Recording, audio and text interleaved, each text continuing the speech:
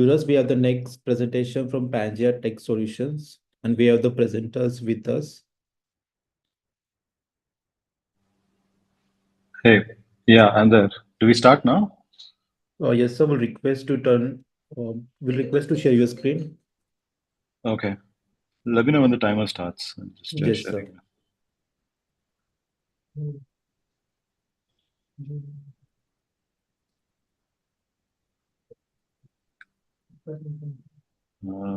Just one sec.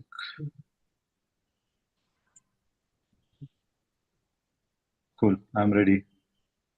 So we'll request to make it into full screen. Yes. So there is a timer of 10 minutes. You can see. Yeah. I Yeah. can't see it, but tell me when it starts. Yeah. Yeah, I will just prompt you. You can start with your presentation. All right. Hey, everyone. My name is Sai, and I'm going to be representing Pangea today.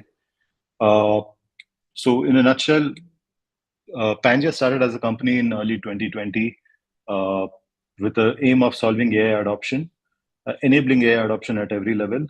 The first few years of our company, we focused on explainable AI. Then, with the advent of generative AI, now we're completely focusing on generative AI-based solutions. Our what we've observed in a bunch of projects that we did is that context is one of the biggest problems in AI adoption and basically turning a project into a success or a failure. So to address that, we basically built a bunch of solutions and built a bunch of verticals in the way we operate on how we want to tackle this AI adoption. In an ideal world, we would want AI solutions to cut through the noise and still make decisions or help make decisions. But for some reason, it has failed in multiple projects, right? So that's the problem statement that we're working with. What we call the four-stroke engine of how we operate. This is basically a data platform of us called Sonarka. The second is a bunch of AI agents that we build, which is ultimately used as standalone agents, or they're connected to Sonarka upstream or downstream. Third is what we call as build your dream. This is basically building the fundamental blocks of any product or an engineering concept. This includes product engineering, data engineering, ETL, medallion architecture, etc. And the fourth one is something of a social initiative where we started a LinkedIn channel, Instagram channels, and multiple other social channels where we try to educate on the fundamentals of AI and its adoption. It could be as simple as how to use a chat GPT or a notebook LM or anything of that sort.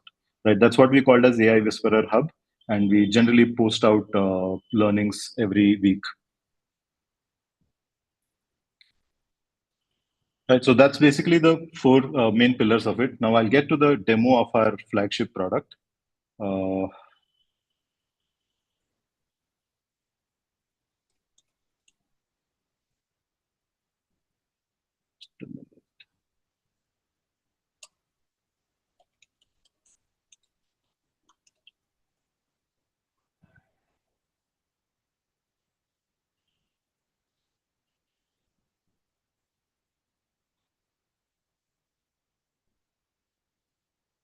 All right. So Sonarka is basically an amalgamation of the terms sonar and orca, where we're basically trying to detect data and give actionable insights. So the way it starts is we create a persona for anybody who's logging into the platform. The idea is to tailor make the dashboard that they will be using to see their insights day in, day out. So for this purpose, I'll just make it as a CFO. I have to copy text. Right. What this does is basically it helps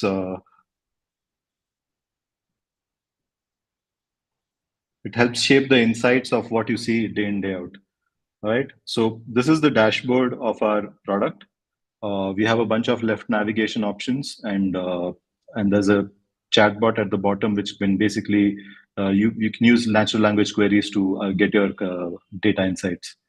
Now I'll explain each tab in brief. Right, sources is basically how we connect to different data sources. This range from files, your S3 storage or blob storage, to databases. It could be both SQL and non-SQL. What it does is basically it parses through these databases and tries to build a relationship map between each of the tables that exist in these particular data sets. There is a two-step aim in what we're trying to do. The first step is to connect to analytical data sources, which are basically cleansed and curated, and get more real-time insights on that. The second, the long-term aim is to basically, we want to be able to connect to transactional databases and basically eliminate the need of ETL by trying to build knowledge graphs using the existing transaction databases itself. So we're right now focusing on step one. This entire demo has been basically built on a publicly available data set. In the discovery section is basically where we have a features of data definition, data map, and knowledge graph. Each of it is basically the result of parsing through multiple data points that were connected from sources. Data definition is basically a bunch of business rules that can be used to calculate certain insights. The idea is to make this more interactive and eventually let the business owner control this page. Data map basically gives an overview of the entire data that has been ingested. What tables, what documents, what's the process and purpose, a brief description. Now, note that all this is basically generated using AI agents.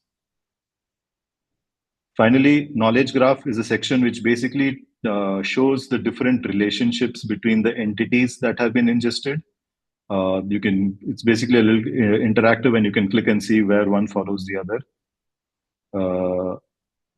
The aim is to make this more intuitive. Right now, it's not very consumable, but we'll get there in the future iterations. And Mr. Sai, just a prompt. You are close to 4 minutes. Yeah. Okay.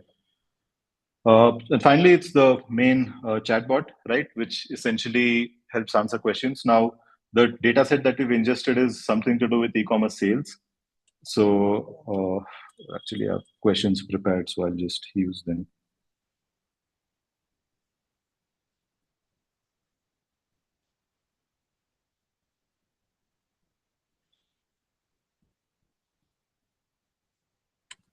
Is the timer coming in the way of the demo? It's a big overlay. Cool. So right now it has passed through the entire ETL data set, the curated data set that we've connected to, and basically tried to get the revenue of whatever the sales have been for this e-commerce platform till date. It can also chart graphs and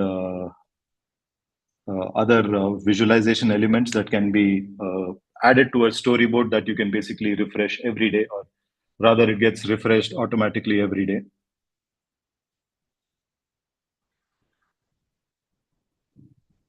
All right, this didn't work.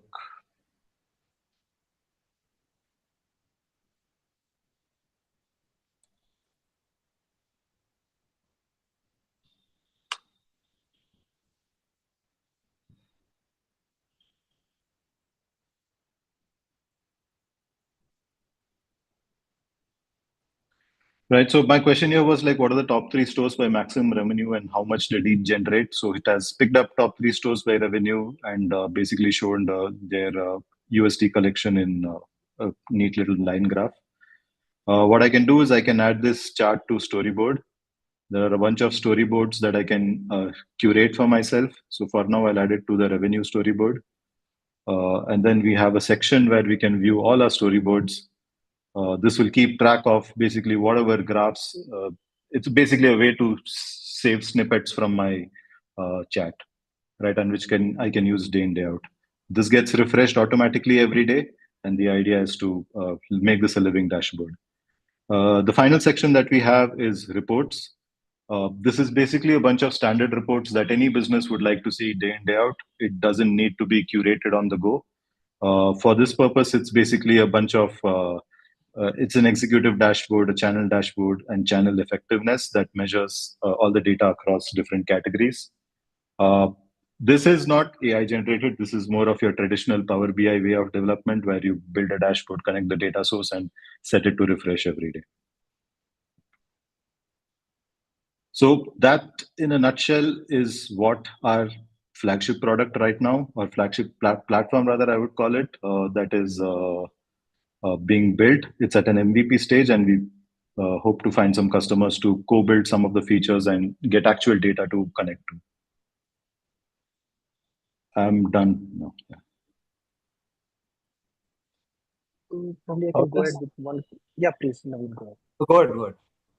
Yeah, so one quick question around you're dealing with. So often the reports that you are having, often they have a lot of figures and other things. So are you also handling those figures, images, or other multimodal data in a sense The as idea part of is knowledge yes. graph? Yeah. So no, the first stage is to connect to your tables and stuff.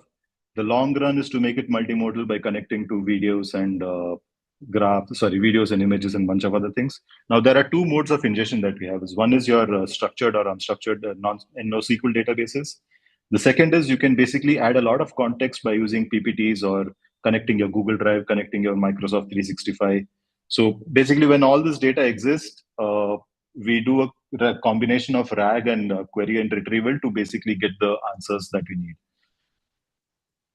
And what are the complexity of the questions? And are there any like different tiers of complexity of the questions you have done as part of the evaluation, question answering? Yeah. So from our observations now, right, when you basically ask questions, which is a continuation of the previous ones, it stops after a certain time. It loses the context. So that's something that we're currently working on, how to add context to every question there is and try to relate it to the previous one and so on and so forth.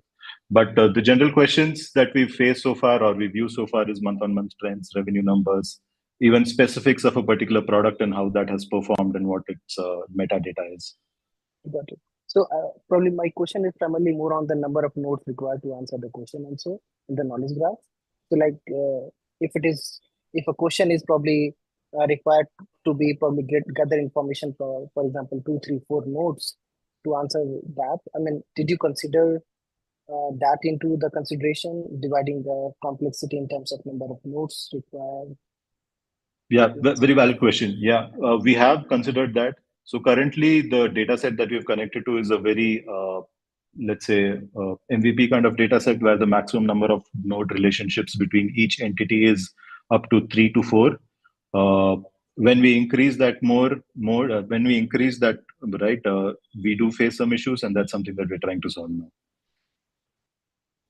Okay, thanks. So my question was, you said it's still MVP mode, so it's not live yet, right, with the customers? And it's not live. And have you thought about any commercial kind of a model for this, or it's more like a collaborative activity available open to everybody? So the way we want to approach this is like the first few customers whom we co-build this with, to as to speak, primarily to tap into the data network, would obviously will be a little different commercial model than what we ultimately roll out when it's generally available. The idea there is to have a blend of subscription-based model and a model where we can deploy it in their infrastructure, keep the data within their system, and have a different pricing model for them. But in most cases, like we want to stay away from user-based licensing and more go with usage-based licensing, because ultimately it's your LLM and the SLM calls that primarily make up the cost of this. Okay, fine. And any dependency on any existing AI platforms, or it's all everything your own proprietary? So the generative AI platforms we use are like your OpenAI, Anthropic, and Gemini. So that's our primary dependency. There are a lot of algorithms that we've written to basically, which are extension to your SQL alchemies to extract and manage the knowledge graphs. Neo4j is something that we also use, but for MongoDB or the NoSQL databases, we've written our own algorithm to decipher the relationship between different collections because there's no structure there. Professor Ashutosh, your question, sir. Yeah, thanks for the presentation. So I had one question regarding the underlying LLMs that you're using. You said that you're using OpenAI or Claude and all these, right? But that is quite expensive, right? I mean, and obviously this is going to be passed on to the customers because 100%. So have you developed your own LLM? Because there are two things. One is developing your own LLM, the cost would come down quite a bit. That's one thing. And also, if you want to deploy your solution in premise to some specific company, then your data is actually going to the OpenAI server or the isentropic server, which they may not want to do, right? So in that case, your system fails completely. 100%. So there is a backup plan. Now, are we trying to build an LLM? No, we are nowhere close to that. I think the first step we want to try is build an SLM, if anything, right? So for on-prem solutions, we are exploring a bunch of open source models that we can use and that can be deployed in on-prem environments. But we haven't really identified a model that serves our needs. Our route could be a blend of ML algorithms and SLM models, which are probably fine-tuned, right? But we are not there yet. Your question is valid, but we are not. There is a dependency on these LLMs now. Okay. Yeah, that's it. Thanks a lot. Bhupesh, sir, your question. So a wonderful initiative. I think you're trying to fill the gap. So are you trying to become like a contextual AI or a Glean? How do you really stand as compared to these companies? Because this space is also getting crowded. Couple of years 100%. back, there was nobody, right? Yeah, I mean, from our market research, right, the people who are trying to do this are the Databricks and the Snowflakes of the world. They have something on very similar lines. The idea is that we want to build this and not necessarily target enterprises. Our target sector is more of the small to medium businesses, where the entry price point can be more attractive and there is lesser friction to get in. But in the long run, yes, we want it to be a mature product, probably as mature as Databricks, because there's a huge data engineering element to this, which we're trying to automate. But the small enterprises can build a simple RAG application, which can be built in maybe half an hour on Azure kind of a platform, right? I think, I don't know, right? You may really lose because they can really offer you much better pricing perhaps than what you would be able to really offer. Yeah. So yeah, I mean, there are any company can build this. There's no doubt about that. I think where a lot of companies struggle is that your bare vanilla RAG doesn't work in all cases, right? And that's the easiest to build. What works is a combination of multiple layers of RAG where you're not just embedding just the text that comes in. There's a lot of metadata and other things that you capture in a very organized way. And I think to some extent, we think we have cracked that, and that's where we think our edge is. No, I understand RAG looks very simple on the surface, but how you really chunk, right? And all those kind of stuff. These graph database, new OJ you have added, right? That really adds to the flavor. But I think maybe perhaps the enterprises, those who are not tech savvy, they should be your target because they have the different multiple data sources, right? And for them, like going on Azure kind of RAG-based system may not really suffice. While the small organizations can really go over there, they can really hire some outsourced team and they can really do. And maybe what Professor Ashutosh has asked you, like maybe you can really use Llama 3.2 or any other stuff, right? If people don't want to really push their data on OpenAI or anybody else, or maybe find the hundreds of bunch of model, right? A good initiative. Okay, wish you good luck. Thank you. So that you really crack some good deal and move forward.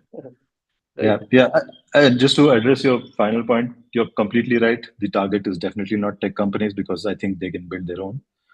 The idea is to get into the world of non-tech companies, and we've worked with a bunch of non-tech companies where we really see the need for such a solution. Yeah, and like I think Bajaj Auto kind of stuff, or like a family businesses, right? Yeah. Great. Wonderful. Fine. Wish you good luck. Thank you, Mr. Sai and the team Pangea. Thanks for the presentation. You did well with the presentation as well as greatly answered the questions, all of the jurors. We wish you the best with your innovation. Best of luck with the results. Thank you, everyone. Thanks for your time. Thanks for presenting. Jurors will request to score for Pangea Tech Solutions. Till that, I will get the next set ready. We have the next presentation from Xcelore, and we have the presenters with us, Mr. Kopesh, who will be presenting their presentation. Good evening, everyone. Hi, Mr. Kopesh. Good evening. Yeah. I will request to share your screen. Sure.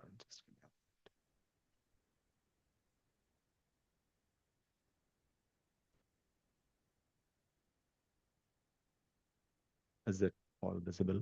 Yeah, it is visible. We'll request to make it into full screen. Yeah, Mr. Gopesh, we have a timer which is of 10 minutes. You can start with your presentation. great. Thank you so much, Tushar. Thank you, esteemed jury, for being present this evening to see through the presentation and also do the evaluation. Am I audible? Just a quick check. Yes, sir, you are. Great. So I'm Gopesh, CEO and co-founder of Xcelore. We are an AI product engineering company into the business of building AI-led solutions and innovations for our customers. What we are going to talk about and present today is our mission to transform passive surveillance into actionable intelligence, and that too in real time. So we all know that CCTV is one of the investments which every organization, every institution, or every premises do as part of security, compliance, and surveillance. But 95% of the footages are never utilized, right? It is never used. What potential it can unlock with respect to the business insights, operational efficiencies, behavior analytics, and all. So that's what we are trying to do. The challenge which we are trying to solve is how we can make sure that the traditional monitoring is not failing, neither it is being underutilized. How do we leverage AI to watch, learn, and act in real time? How do we strengthen the experience with this intelligence and bring in the efficiencies, optimizations, and most importantly, the business growth, right? So taking it beyond surveillance and leading it to growth and efficiencies, that's the intent of the CCTV platform. So the reality that we have just talked about is underutilized resources, missed intelligence, reactive approach towards a lot of things, and limited ROI. CCTV investment is still seen as a cost. How do we convert this cost into the benefits? How do we convert this cost into the return that we can get? Can we generate some actionable insights which can lead to business growth? So what's missing in the current ecosystem is the business intelligence, which I spoke about. Of course, reactive analytics can be done, but then there is no real-time notifications, alert capabilities. How do we empower the capture of the event with recognition so that whatever insights that are generated, that can be taken to an extent of what is being recognized, whether it is human or an object, and how can we bring in efficiencies, optimization, or growth aspects or behavior aspects with the right recognition which is done. And last but not the least, how do we make our decisions data-driven and informed? So that's the solution which Xcelite brings in. It's an AI-powered vision and analytics platform. The core capabilities lies into event detection of different types, different forms, different types of business insights which it generate, and we'll shortly see through it. Various safety monitorings to ensure that the organizations or the institutions, the premises are safe. And then, of course, intelligent and instant alerts, right? So in a way, it turns recording into intelligence, reactive approaches towards proactive measures, manual analysis to automate it, and converts cost into investment. How it works, Xcelite as a platform comes with two variants. One is all cloud solution, where the CCTV cameras are onboarded on the cloud solution, and all processing and analytics and notifications happens on the cloud. And the other one, which is the more preferred one by many of our customers, is a hybrid solution where it comes with two components. One component is something which which is you can say a desktop client application which can be deployed on a machine which is on the same network as your DVRs or CCTVs. And this is the machine which processes the CCTV videos so that the video footages don't go outside your network, which is a concern for a lot of our customers. And then only the insights part of it goes to the cloud, so that it can have real-time dashboarding, real-time notification, and a bunch of other activities. So we capture the video streams. We don't really need any new infrastructure as far as the camera is considered, because your existing CCTV footages might be needed. We process the AI models. With the help of AI models, we process the CCTV footages in real time, detect different aspects, right? Analysis of the data is done to generate various insights, which are business-driven insights, ROI-led insights. And then eventually the platform is capable to be integrated across multiple business applications, and followed by the acts, which could be notifications, which could be reports, which could be insights which gets generated. The business value which is bring in is which cuts horizontally across security and risk management, whether that it is real-time anomaly detection, strengthen regulatory compliances or reduction of losses, or operational efficiency and cost optimization, whether it is eliminating manual overhead of monitoring, intelligence with respect to queue build-ups, bottlenecks, ideal assets, etc., or enable data-driven decisions to optimize workforce allocation, cut the OpEx eventually, right? Then enhance workforce and experience, workforce and customer experience. This is one of the things where which we are very bullish about, but because eventually this experience enhancement and enrichment leads to the business growth and direct benefit, which we have also seen in some of our live implementations, right? So right from PPE compliances to customer footfall, heat maps, and proactive service interventions. And then, of course, the platform is built in a way that it is scalable to the enterprise needs with minimal additional investment which is required. I would like to talk about some of the real implementations which are live. One of them is in Kaushik and Panamore, right? Where we have been successfully able to determine the zone violations as well as with movement of like unauthorized access, if I could just put in the simple words, right? So what Xcelite helped to achieve is determine 42 instances of staff being not present in their designated area, which actually jeopardizes the customer experience because being a retail store, the customers were not attended. And then bringing in the accountability of staff movements and compliance. And then, of course, restricted access was reported whenever there was any unauthorized access to the restricted areas. Overall, behavioral change was observed in just 30 days implementation that we did. Another is with McDonald's in Latin America, where we implemented the solution across 4 major KPIs with respect to people count, customer weight analysis, cell phone detection, slip and fall detection. And the key findings which we found, which really helped the business, was the maximum peak volume, or you can say the maximum footfall, was observed between 3 to 6 p.m. on the weekdays. And then on the weekends between or Fridays and Saturdays between 11 a.m. to 2 p.m. and again from night closure. Kiosk, it took around 5 minutes on an average to place orders in the self-kiosk. Customer wait times, at times peak was observed for 10 plus minutes of wait time. It's also shown in one of the screenshots which we have attached. And then, of course, one of the good things which we also noticed, there was no incident of cell phone in the restricted area of kitchen. And then, of course, we were able to flag off the areas where slip and fall risk was potentially a risk. Last is our own office implementation, just to demonstrate the office setup, wherein the Xcelite helped us to prevent unauthorized access to server rooms and also determine the usage of mobile phones in the areas where mobile phone is not allowed, specifically the clean room. So from the technology side, it's an all like it's a platform which is being built so that it leads with technology. So right from self-learning to advanced computer vision and edge AI implementations to compatible architecture across different integrations, across any kind of RTSP or on-WIF IP cameras, integration of across different multiple VMSs, right, with an integration layer which has been built, flexibility to deploy on cloud or on-premise that we spoke about.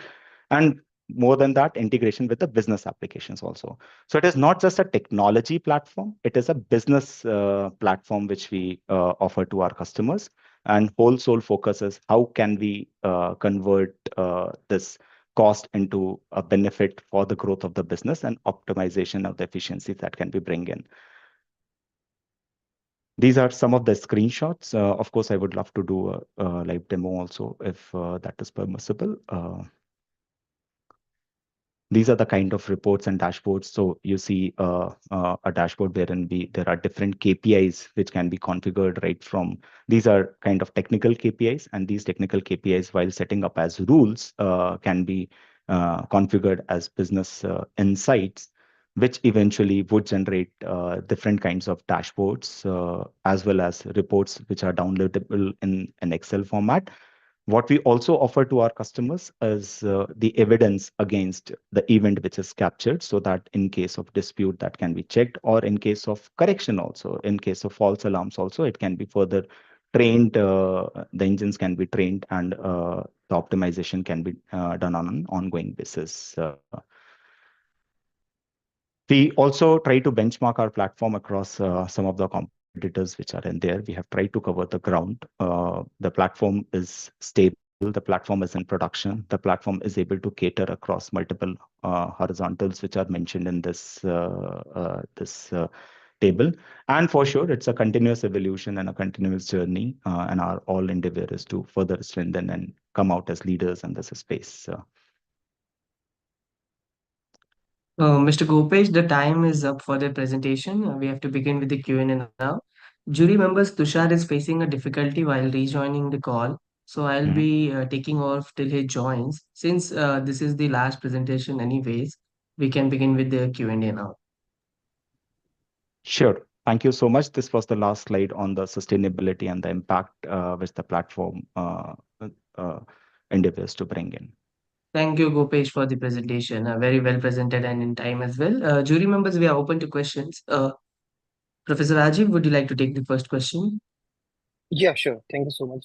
Thanks, Gutis, for the presentation. Yeah. So I want to know, I mean, how many events that you have, or is it more like it's able to consider all possible events? If this is so, I mean, given the, I mean, probably the use cases or application that you have at different clients, right? The different actions which are permissible, which is not. So in that case, what are the changes required before probably setting up your system there? How generic is this? Absolutely. So with respect to events, so we call them as KPIs in the platform. At the moment, there are 15 odd KPIs which are pre-trained and pre-configured in the platform. Now, these 15 odd, you can say, are technical KPIs. So let's say if it is something with respect to recognition of a person, right, and associating it with the, let's say, with the count of the person, right?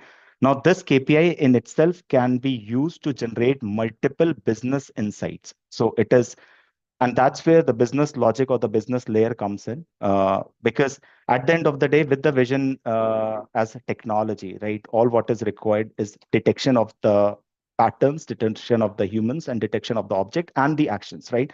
Now, combination of this can be configured within the business layer of the application so as to have multiple business insights. Now, a KPI, which is to, let's say, it is for time spent, right? Time spent in a specific vision or the frame of the camera, right?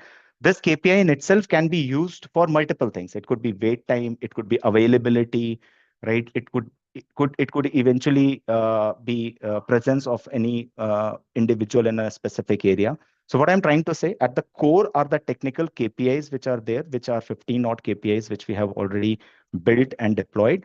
And above this sits the business layer, where with the help of various rules and configurations, these technical KPIs can be used to set up various business insights serving the different purposes across industries. And in case we have to come across a new KPI, new business insight, which is not catered by the current KPI, which is an existing, right? That is where fine-tuning of the models or engineering is required, right? But so far, a lot of use cases are there because there are KPIs around safety, whether it is around PPE or fire, smoke, the common ones. And then there are KPIs around emotions, there are KPI around people detection, behavior analysis, gesture detection. So those technical KPIs do exist in the platform. I hope that answers your question, Professor Rajiv. Got it. And mostly, I mean, the 15 KPIs that you're referring, in a way, they are well standard. I would say the different events or actions which are there, right? So have you done any benchmarking against respective publicly available data sets or the models? So that is a continuous process, I would say, Professor Rajiv, right? Benchmarking not just against the models, but also against the platforms. And more than that, the QC process that we do, we just make sure the, you can say, the precision and the efficiency that is monitored over here, right?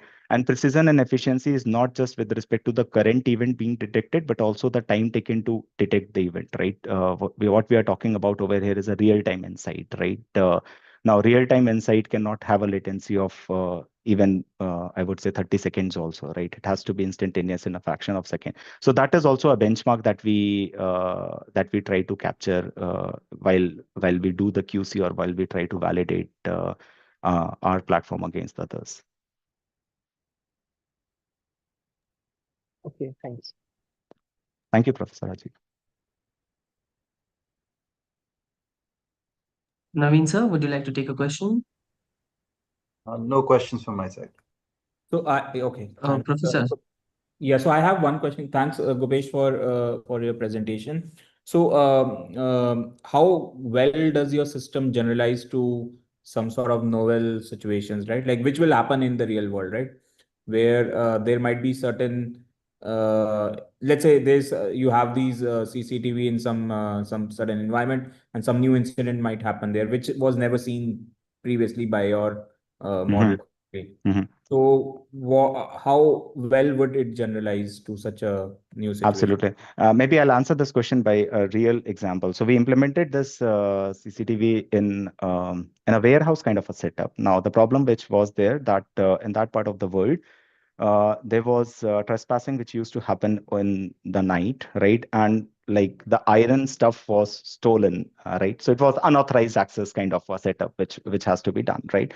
Now, one of the false alarms that we got that